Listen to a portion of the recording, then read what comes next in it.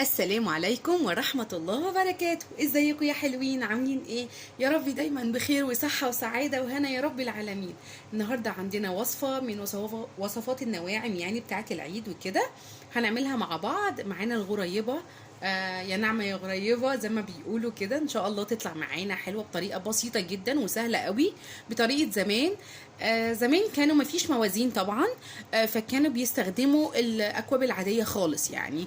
هو احنا هنمشي بنفس الطريقه اصلا. هنمشي بان هي ايه كانت ممكن انا معايا المقدار بتاعي دلوقتي، انتوا ممكن تضاعفوه. يعني انا هعمل مثلا كوبايتين دقيق، كوبايه سمنه، ونص كوبايه سكر بودر. ونفس الكوبايه اللي بنمشي بيها هي اللي يعني نعاير بيها كل حاجه فيهم. تمام كده. ومعانا كمان ممكن رشه ملح صغننه كده هنا في الدقيق يعني. ومعانا كمان كيس فانيليا، وده اختياري يعني. في ناس بتحطه وفي ناس ما بتحطوش على حسب ما انتوا حابين يعني. والسمنه تكون بلدي وحلوه. يعني مش مفيش بلدي مفيش اي مشكله. انا كان عندي البلدي وحطيت عليه معلقتين صغننين صفرة. تمام مفيش اي مشكله خالص. اللي عندك اعملي بيها، هي بتطلع حلوه برضو. ناخد بس بالنا من شويه تريكات كده تظبط معانا الغريبه من الاخر. اول حاجه يعني نحاول ان احنا نعمل السمنه بتاعتنا تكون طالعه من التلاجة على طول. تمام اللي هو بصوا مش سايحه. تمام كده بدوس عليها صباع بينزل يعني بيزقها كده جامد. تمام ما تكونش سايحه عشان تدينا النتيجه اللي احنا عايزينها وما ما تفرش مننا في الفرن.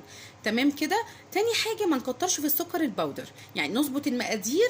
لو عندنا موازين نوزن بيها، بس ساعات في موازين بتبقى مختلفه. فبصراحه اخر يعني حاجه اللي هي بتاعت زمان الكوبايات، طبعا هي بتعايروا بنفس الكوبايه اللي بتحطوا فيها الدقيق والسكر والسمنه بتاعتنا. يلا بينا نشوف هنعمل ايه. حطينا عندنا السكر على السمنه بتاعتي. هضرب شويه.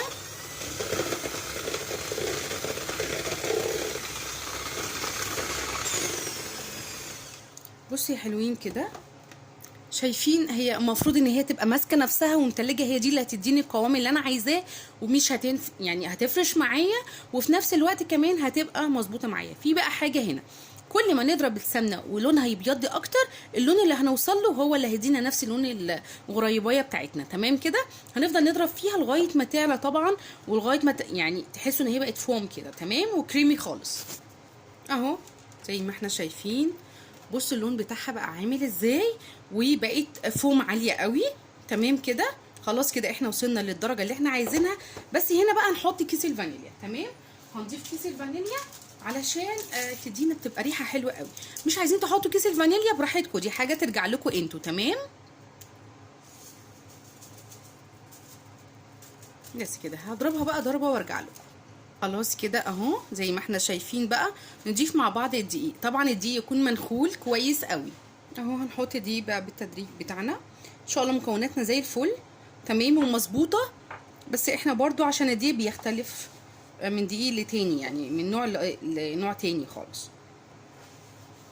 احنا هنعمل بايدينا علشان نحسها كده في ايدينا، يعني اللي هو بدرجه ايدينا، يعني درجه الحراره بتاعت ايدينا بتسخن الحاجه، فهنحس بان العجينه مظبوطه معايا. انا ما بعجنش خالص، انا بس بلم، بخلي المكونات بتاعتي تتجانس مع بعضها. تمام كده. بسم الله. المها وبعد كده هدخل ايدي على طول.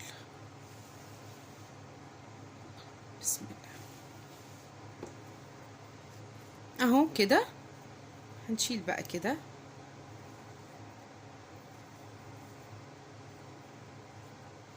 ناخد كل حاجه ما نسيبش حاجه عشان احنا ماشيين بالظبط يا جماعه. تمام عشان تبقى الدنيا مظبوطه معايا. ومجرد ما احط ايدي كده هحس ان الدنيا خلاص ايدي هي اللي هتظبطها بقى. تمام بسم الله.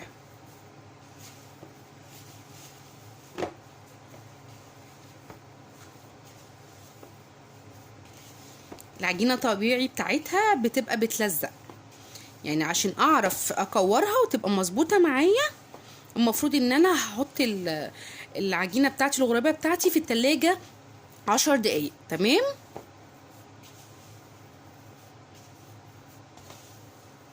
ده طبيعي في الغريبه بتاعتي. بس بصوا بقى كده اهي. بصوا اهو بصوا كده ما شققتش معايا العجينه زي الفل. تمام، هحطها بقى في التلاجة 10 دقايق ونرجع نشوف هنعمل ايه. اهي طلعناها من التلاجة، ارتاحت شويه، سيبوها 10 دقايق ربع ساعه اهي ترتاح شويه عشان تعرفوا تمسكوها في ايديكم، لانها طبعا بتبقى ملزقه. تمام كده. بصوا بقى الحجم اللي انتوا عايزينه، يعني انا بصوا يعني مش هخليها كبيره قوي. تمام كده اهو، عشان هي هتكبر معايا اصلا. تمام كده. هحطها بقى ارص هنا في الصينيه بتاعتي، وبرده ما ننساش بعد ما نعملها نحطها برده في التلاجة شويه اهي الحجم اللي انتوا حابينه.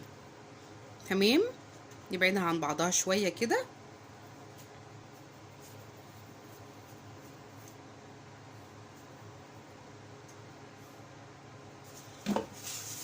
بس كده.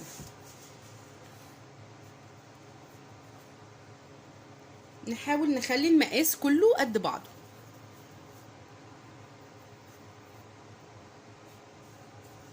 اهو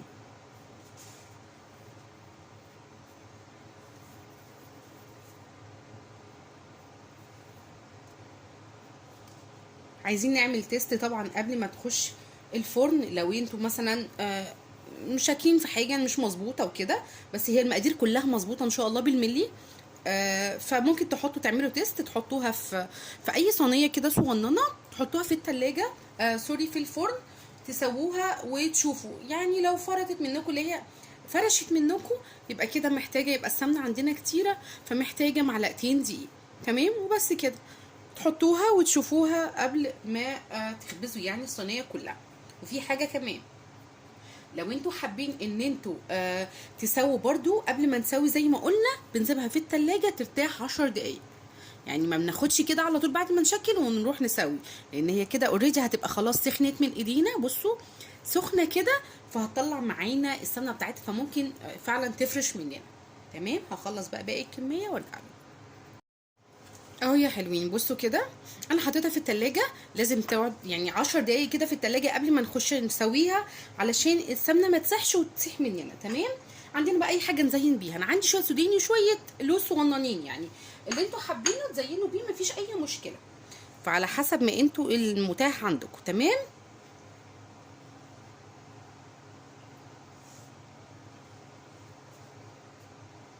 مش حابين تحطوا حاجه خالص على فكره، يعني اكتريه الافران دلوقتي مش بيحطوا اصلا فيها حاجه، يعني ما بيحطوش حاجه على الغريبه، بيعملوها حتى بالبصامه. يعني انا شفت كذا حد بيعملها بالبصامه اهي. خلصناها معانا زي ما احنا شايفين كده. نحطها في الفرن بتاعنا، ما يكونش عالي، وناخد بالنا يبقى متسخن قبليها، يعني ساخن، فرن ساخن قبليها ب10 دقايق كده، علشان يخش معانا، تخش الغريبه معانا تظبط، يعني تظبط على طول. من مثلا هتقعد معانا من 8 دقايق ل 10 دقايق. ده لو انتوا معلين النار شويه عن 160 150 حطوها، هتقعد معاكم من 10 ل 12 دقيقه. تمام كده. هحطها بقى في الفرن بتاعنا، وزي ما قلت لكم لازم تطلع تتحط في التلاجة قبل ما تحط في الفرن ب10 دقايق. تمام كده، ترتاح بس عشان تمسك نفسها ما تكونش سايحه. بس كده هنحطها بقى في الفرن، وبعد كده نرجع نشوف عملت ازاي. ادي الغرابه بتاعتي يا حلوين اهي، زي ما احنا شايفين ما شاء الله. انا لازم تهدى شويه على فكره، ما ينفعش اول ما تطلع من الفرن نشيلها، هتبقى سايحه خالص ومش هنعرف نمسكها اصلا. فلازم نمسكها، يعني نسيبها تهدى شويه وبعد كده نمسكها عادي خالص مفيش مشكله. تمام كده. بصوا كمان عندي في ملحوظه صغننه، لازم تكون بتبصم كده زي ما احنا شايفين. بصوا من ورا ما يكونش الا دهبي بسيط قوي قوي، ما يبقاش يعني اللي هو ايه يعني دهبي قوي، اللي هي تبقى متحمره من تحت. تمام، علشان ما تبقاش ناشفه معايا. تديني دلوقتي ان هي ماسكه نفسها وفي نفس الوقت مرمله وفي بقي وبتدوب في بقي. تمام، زي ما احنا شايفين كده الفرن خد معايا بالظبط من 13 ل 15 دقيقة، علشان انا كنت مخلية درجة الحرارة على 160. تمام. الفرن بتفرق بقى، يعني انا عندي الفرن بيختلف عنك عن اي حاجة يعني كل واحد بيختلف عن التاني، فانت شوفي الفرن بتاعك واظبطيه. جربي لو انت مش عارفة التايم بتاع يعني الفرن بتاعك هيدي سخونية ازاي، جربي كده 2 وشوفي الوقت، احسبي الوقت والتايم بتاعه، وبعد كده تظبطي الدنيا على اساسه. تمام. اهي خلاص كده رصيناها مع بعض. سيبوها تهدى شويه طبعا عشان كمان ما تفرقوش مننا كده. تهدى شويه يعني بتقعد كده بتاع 10 دقايق ربع ساعه تهدى وتبرد خالص، وبعد كده نعرف نمسكها عشان زي ما شفنا هي بتبقى متبصمه. تمام كده. ثانيه واحده. بصوا اهو من ورا، بصوا كده، بصوا بندوس عليها، بصوا عامله ازاي ما شاء الله، بصوا عامله ازاي مرمله ودايبه وجميله جدا جدا. اتمنى تكون عجبتكم. طريقه سهله قوي ومش يعني مش هتطلع معاكم بغلطه خالص زي الموازين. يعني اللي هو ايه، انا عامله نص كميه، يعني انا مش عامله كميه كبيره. عمل معايا صاجين من اللي احنا شفناه ده. بنعمل الايه، بنحط، انا عامله كوبايتين دقيق على كوبايه سمنه على نص كوبايه سكر وكيس فانيليا ورشه ملح. انتوا ممكن تعملوا الضعف لو كميه كبيره، تعملوا 4 كوبايات على كوبايتين وهكذا، نمشيها كده 4 2 1 او 2 زي ما انا عامله 2 1 نص. تمام كده. اتمنى تكون عجبتكم. طريقه بسيطه ولطيفه قوي. المره الجايه ان شاء الله، ان شاء الله كده المرات الجايه ان شاء الله مش مره واحده بس، هنعمل مع بعض حاجات كتير قوي ان شاء الله حلوه ولطيفه وبسيطه كمان وبريحه زمان. اتمنى تكون عجبتكم. لو عجبتكم ما تنسونيش بلايك وسبسكرايب وتفعيل الجرس عشان يوصل لكم كل جديد مني. دمتم سالمين، والسلام عليكم ورحمه الله وبركاته.